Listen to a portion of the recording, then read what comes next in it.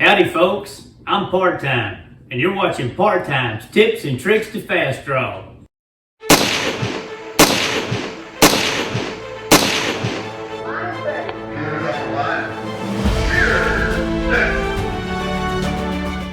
In this video, I want to tell you the difference between a flinch and a false start. That's two terms we use in the world's fastest professional gunfighters when we describe the action of a shooter jumping the light after the set command but prior to the light comes on.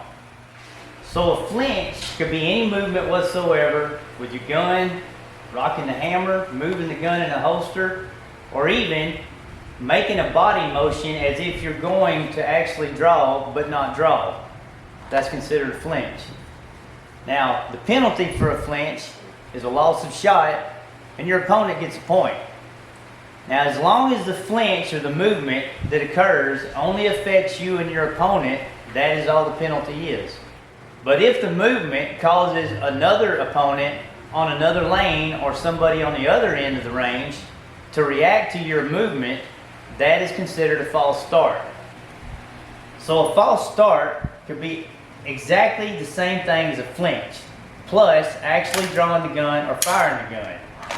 But the difference in a false start is not only do you lose the point and your opponent get the point, anything else that happens on the line is null. And there's a very good reason for that.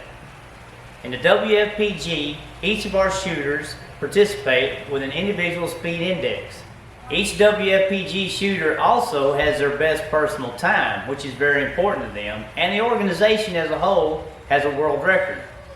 So in the case that shooter 1 were to jump the light and cause shooter 6 to shoot their new fastest time or receive a 300 pin or even set a new world record, that new time could be under scrutiny from that point on.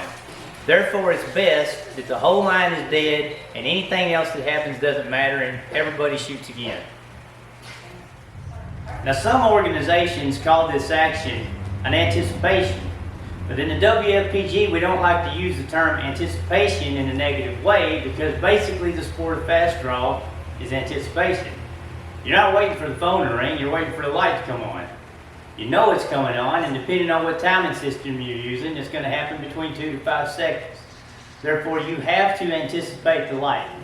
Thanks for watching Parttime's Tips and Tricks to Fast Draw. Don't forget to subscribe and be sure and hit that like button. The quicker, the better.